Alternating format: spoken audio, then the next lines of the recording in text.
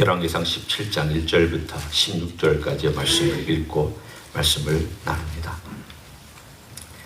길르앗에 우거하는 자 중에 디셉 사람 엘리야가 아합에게 말하되 내가 섬기는 이스라엘의 하나님 여호와께서 살아계심을 두고 맹세하노니 내 말이 없으면 수년 동안 비도 이슬도 있지 아니하리라 하니라. 여호와의 말씀이 엘리야에게 임하여 이르시되 너는 여기서 떠나 동쪽으로 가서 요단 앞 그 시냇가에 숨고 그 시냇물을 마시라. 내가 까마귀들에게 명령하여 거기서 너를 먹이게 하리라. 그가 여호와의 말씀과 같이 하여 곧 가서 요단 앞 그릿 시냇가에 머물매 까마귀들이 아침에도 떡과 고기를 저녁에도 떡과 고기를 가져왔고 그가 시냇물을 마셨으나 땅에 비가 내리지 아니하므로 얼마 후에 그 시내가 마르니라. 여호와의 말씀이 엘리야에게 임하여 이르시되 너는 일어나 시돈에 속한 사르밧으로 가서 거기 머물라. 내가 그곳 과부에게 명령하여 네게 음식을 주게 하였느니라. 그가 일어나 사르밧으로 가서 성문에 이를 때에 한 과부가 그곳에서 나뭇가지를 줍는지라. 이에 불러 이르되 청하건대 그릇에 물을 조금 가져다가 내게 마시게 하라. 그가 가지러 갈 때에 엘리야가 그를 불러 이르되 청하건대 네 손에 떡 한 조각을 내게로 가져오라. 그가 이르되 당신의 하나님 여호와께서 살아계심을 두고 맹세하노니 나는 떡이 없고 다만 통에 가루 한 움큼과 병에 기름 조금뿐이라. 내가 나뭇가지들을 주어다가 나와 내 아들을 위하여 음식을 만들어 먹고 그 후에는 죽으리라. 엘리야가 그에게 이르되 두려워하지 말고 가서 네 마음대로 하려니와 먼저 그것으로 나를 위하여 작은 떡 한 개를 만들어 내게로 가져오고 그 후에 너와 네 아들을 위하여 만들라. 이스라엘 하나님 여호와의 말씀이 나 여호와가 비를 지면에 내리는 날까지 그 통의 가루가 떨어지지 아니하고 그 병의 기름이 없어지지 아니하리라 하셨느니라. 그가 가서 엘리야의 말대로 하였더니 그와 엘리야와 그의 식구가 여러 날 먹었으나 여호와께서 엘리야를 통하여 하신 말씀같이 통의 가루가 떨어지지 아니하고 병의 기름이 없어지지 아니하니라. 아멘. 드디어 믿음의 영웅 엘리야가 등장하는 장면이 17장에 기록되어 있습니다. 엘리야는 구약에서나 신약에서나 워낙 유명한 선지자이기 때문에 그의 이야기는 어린아이들도 잘 알고 또 어른들도 또 신앙생활을 시작한 지 얼마 안 된 사람도 엘리야 얘기는 다 들어봤습니다. 노래도 있고 여러 이야기들도 있기 때문입니다. 이 엘리야가 등장한 이 이야기는 사뭇 신비롭습니다. 갑자기 어디선가 혜성처럼 등장한 한 선지자, 그리고 사라질 때에도 갑자기 불말과 불병거를 타고 하늘로 사라져버린 한 선지자. 모든 흥미로운 이야기거리는 다 갖고 있는 그 주인공이 바로 엘리야입니다. 그러면 이 배역의 시대에, 가장 캄캄한 어둠의 시대에 하나님께서 엘리야를 그 어둠의 땅에 보낸 목적이 무엇이었겠습니까? 하나입니다. 하나님 백성에게 하나님의 살아계심을 선언하는 선지자가 있음을 알게 하시는 겁니다. 제가 있는 땅에 하나님의 은혜가 많습니다. 그 말은 기회가 많이 주어진다는 뜻입니다. 하나님은 자신의 하실 일을 알리지 아니하시고 일하시는 분이 아닙니다. 분명히 하나님은 자신의 일을 알리시는 분입니다. 오늘 여기에 하나님께서 자신의 일을 알리시는데 오늘은 묘하게 엘리야가 이 땅에 기근이 있으리라 라고 얘기하는 그 선언이 하나님께서 명령하여서 가서 전하라 이렇게 나오지 않습니다. 보통은 하나님께서 선지자를 보낼 때에 선지자를 그렇게 보내서 선언하게 하시지만 오늘 여기 특이하게 엘리야가 하나님의 감동으로 마치 하나님께서 뭐라고 말씀하시지 않았지만 어떤 그 감동에 의해서 이것을 아합에 가서 선언하는 형식으로 되어 있습니다. 내 말이 없으면.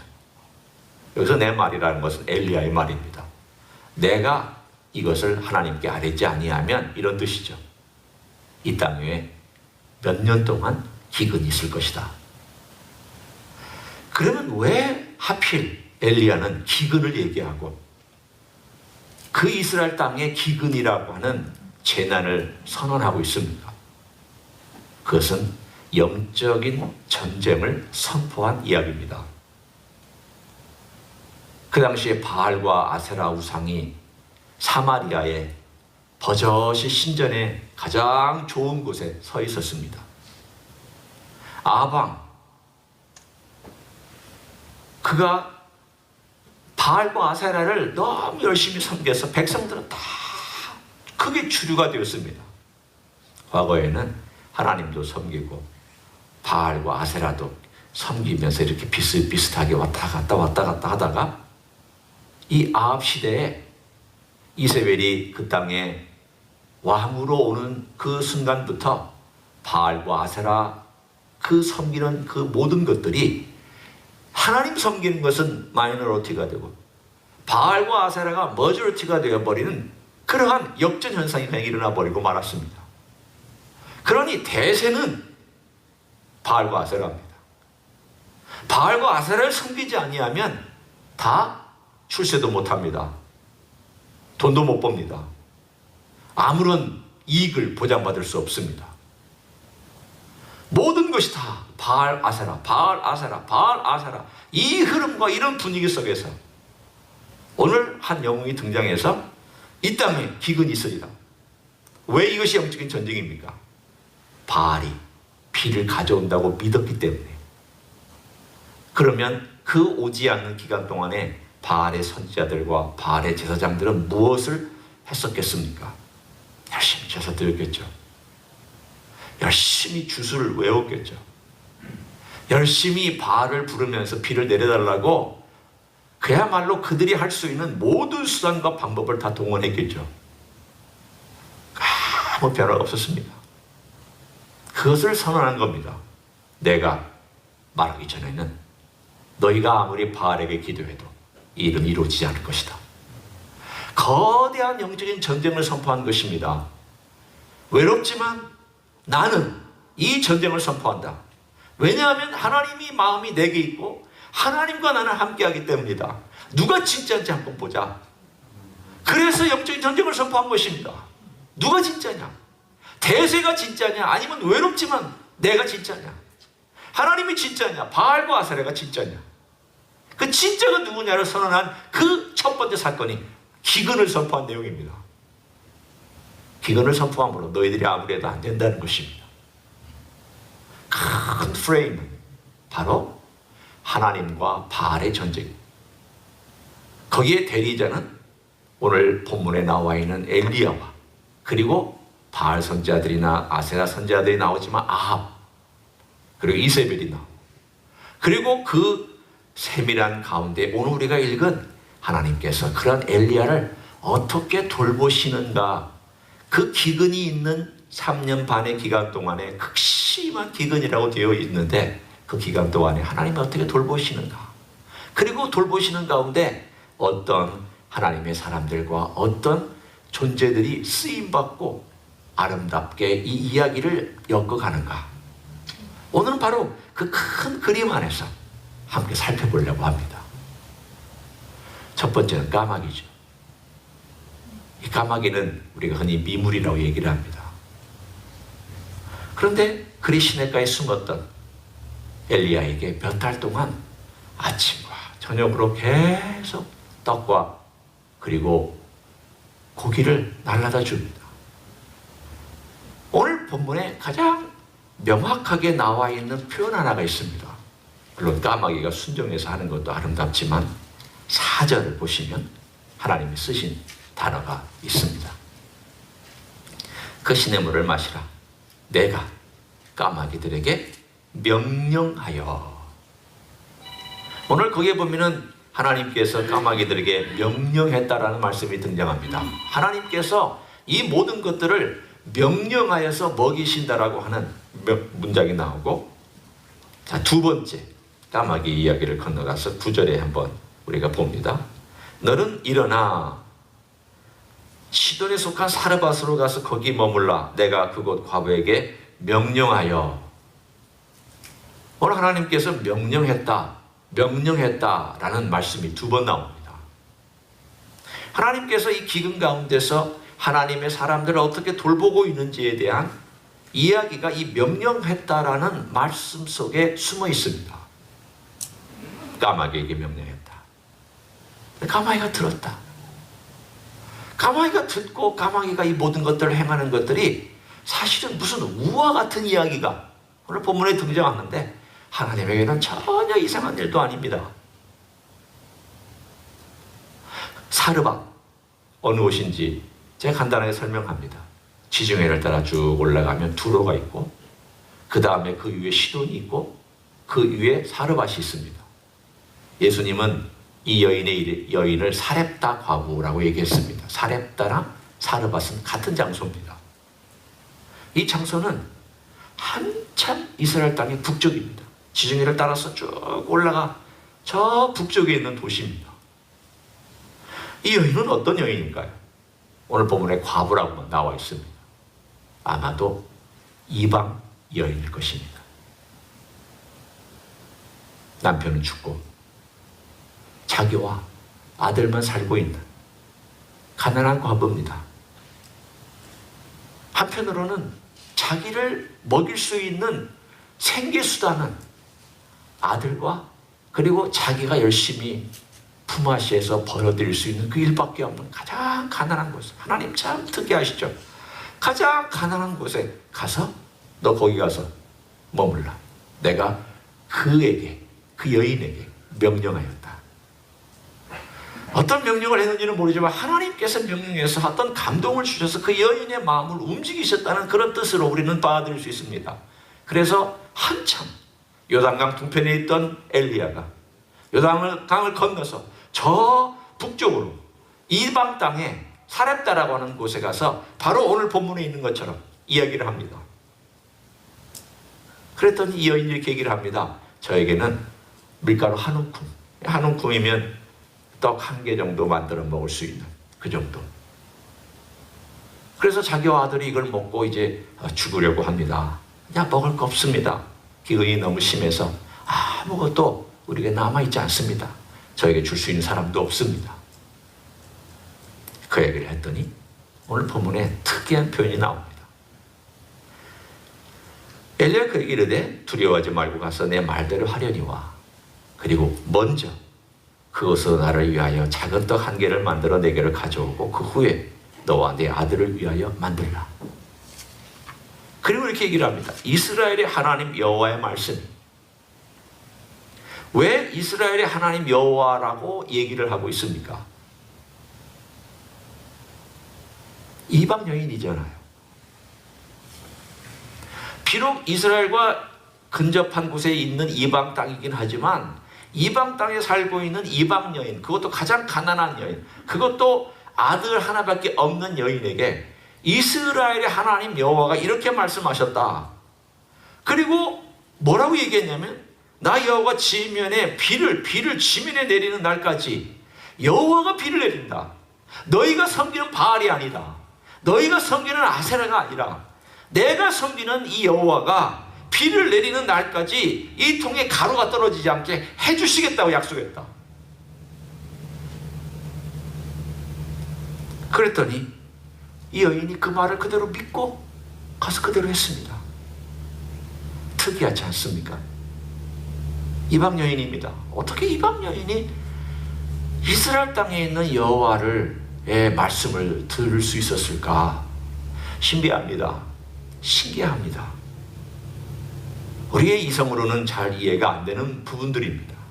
그러나 우리가 여러 것들을 다 총회해 봤을 때 하나님께서 까마귀의 마음도 움직이실 수 있는 분이라면 이방 땅에 있는 이방 여인의 마음도 충분히 움직일 수 있는 분이고 또 이 이방 여인이 하나님의 그 움직이는 마음 속에 또한 순종할 마음도 역시 갖고 있는 것이구나. 하나님은 억지로 하시는 분 아닙니다. 그러나 이 여인의 마음 속에도 선지자를 뭔가 대접하고 싶은 그 마음이 있었기 때문에 이 모든 것들이 아름답게 하나씩 하나씩 조화를 이루면서 이를 이루어 가기 시작했습니다. 그런데 중요한 것은 여기 있습니다. 왜 엘리야는 그 마지막 남은 한 움큼을 자기를 위해서 만들라고 얘기를 했습니다. 너무 무리한 요구 아닙니까? 아니, 가난한 과부의 것을 뺏어 먹어도 유분수지. 어제 그걸 그냥 갖다가 나 먼저 대접해라. 그리고 너와 네 아들을 먹어라. 그 말은 뭡니까? 내가 마지막 다 먹고 네와 네 아들은 사실은 눈으로 보기에는 없는데 그러면서 얘기해 줍니다. 하나님이 주시겠다고 했다. 믿음이 없는 사람이라면 이 말은 참으로 거짓과 협박이란 말밖에는 되지 않습니다. 그런데 여기에 신앙의 묘미가 있습니다. 마지막 내가 움켜쥐고 내 생명을 유지할 수 있는 마지막 한 움큼을 포기할 때, 하나님 아버지 앞에서 포기할 때, 이 여인은 몇 년 동안 기근이 진행되는 동안 이 밀가루와 기름이 떨어지지 아니하도록 하나님의 공급을 받았습니다. 오늘 저는 여기에서 흥미로운 가르침을 함께 하나 나누고 싶습니다. 내가 움켜쥔 마지막 가루라고 생각하는, 이건 내 생명이야. 이건 너무 소중해. 이건 내 마지막 것이야. 라고 생각하는 것을 어쩌면 내가 포기하기까지. 하나님은 그걸 요청하고 있는 지금 우리의 신앙에 그것을 하나님께서 말씀하고 계신지 모릅니다. 우리는 여러 가지 이유를 대서 내 것, 내 소유, 혹은 내 관계, 내 물질, 내가 가지고 있는 어떤 것들, 여러 이유들, 여러 환경적인 조건들, 그런 것들에 대해서 내가 움켜쥐고 내가 붙잡고 있고, 그것만은 안 됩니다. 하나님, 이것은 사건이 있습니다. 사정이 있습니다. 여건이 이렇습니다. 제 마지막 무엇입니다. 라고 내가 붙들고 있는 그 마지막 움큼의 밀가루 한 움큼이, 어쩌면 그것을 하나님 아버지 앞에 손을 펴고 내밀어, 주님 앞에 저는 항복하고 포기합니다. 그것이 하나님께서 우리에게 주시는 메시지가 아닐까요? 오늘 하나님께서 그런 섬세한 것까지도 하나님이 다 일일이 말씀하시면서 한 움큼이 문제가 있는 거죠. 한 움큼이. 하나님께서 이렇게 말씀하셨다면, 하나님께서 이 다음에 그 풍족하게 채워주시고 하나님께서 인도해 주시겠다고 말씀하셨다면, 하나님은 능히 하실 수 있는 분입니다. 하나님 3년 반이 문제겠습니까? 7년이 문제겠습니까? 무엇이 문제겠습니까? 하나님께서 이방 땅에 까마귀 같은 님을 통해서도 일하시고, 이방 땅의 이방 여인, 그것도 과부와 가장 가난한 여인을 통해서도 하나님이 일하시고, 하나님께서 그 일하실 때 그 마지막에 그것까지 드린 그런 사건을 통해서 하나님이 일하시고 계시다면, 하나님이 일하실 수 없는 그런 여행은 없습니다. 그런데 묘하게 하나님께서 일하시는 방법이 순종하는 방법을 통해서 일하신다고 하는 것도 우리에게 말씀하고 있습니다. 하나님 일하십니다. 분명히 하나님은 그분의 능력을 일하시는 분입니다. 못하실 일이 없습니다. 능치 못함이 있겠느냐? 어디에 그런 종류가 있겠느냐? 능치 못할 일이 없다. 그러나 어떤 경우, 많은 경우에 하나님께서 순종하는 사람들을 통하여 이 일들을 이렇게 저렇게 인도해 가시는 모습을 보면서 우리는 주님께서 누가복음에 이런 말씀을 하셨습니다. 4장에 나사렛에 가서 말씀을 전했습니다.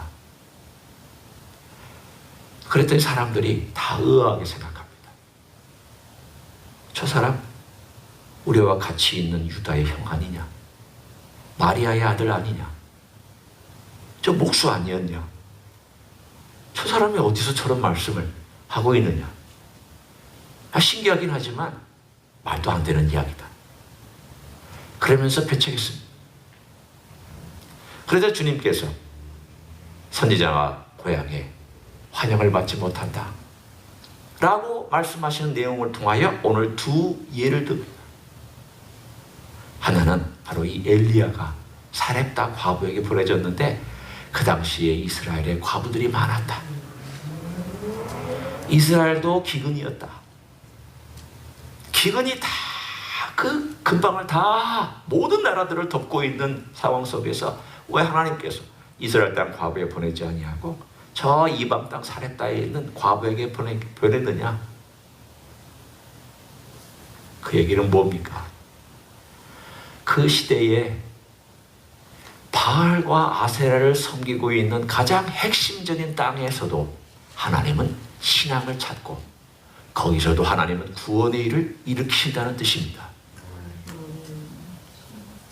예수님이 온 것을 받아들이지 않는 나사렛 땅을 이스라엘에 비유했고, 예수님이 온 것을 받아들이는 이방 사람들과 굶주린 자들과 가난한 자들과 과부와 고아를 사렙다 과부에 주님은 비유했습니다.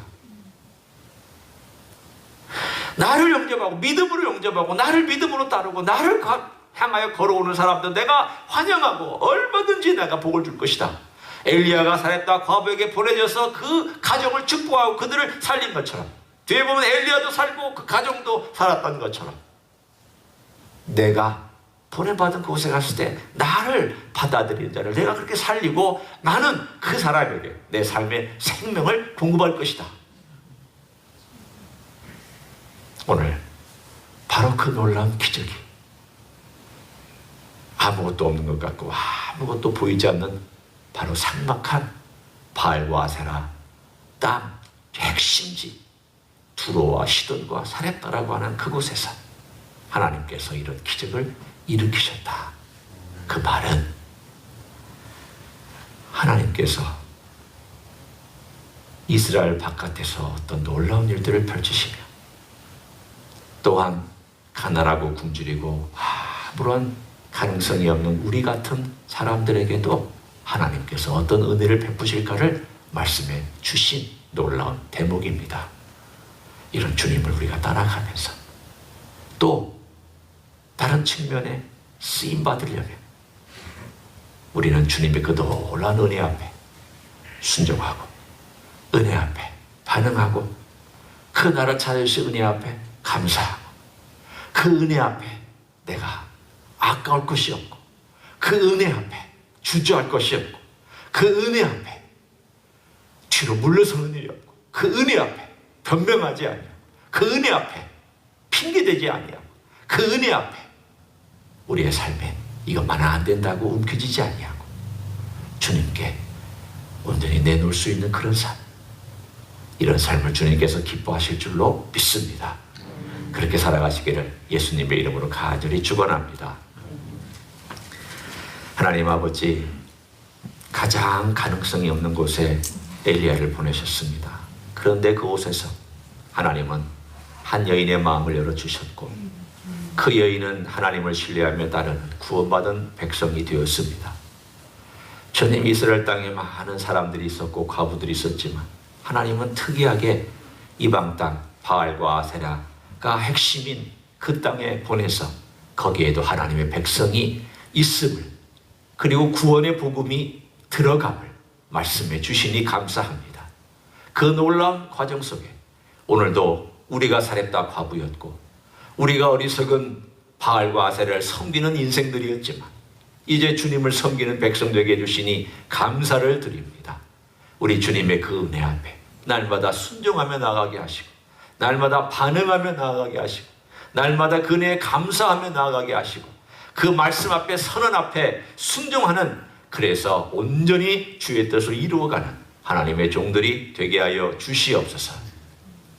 이제는 우리 구주 예수 그리스도의 은혜와 하나님 아버지의 극진하신 사랑과 성령 하나님 교통하심의 역사가 오늘도 우리 주님 찾아오심에 너무 감사하고 그 놀라우신 부활의 주님의 뒤를 쫓을 때 변명하지도 아니하고 회피하지도 아니하고 온전히 주님의 뒤를 온전히 쫓기를 소원하여 주님께 헌신하는 가정에 세배드리는 종들 위에와 이 자리에 참여한 종들 위에와 주임지 히스교회 위에와 이민교회들과 한국교회들과 선교사님들 위해 이제로부터 영원히 함께 하실지어다.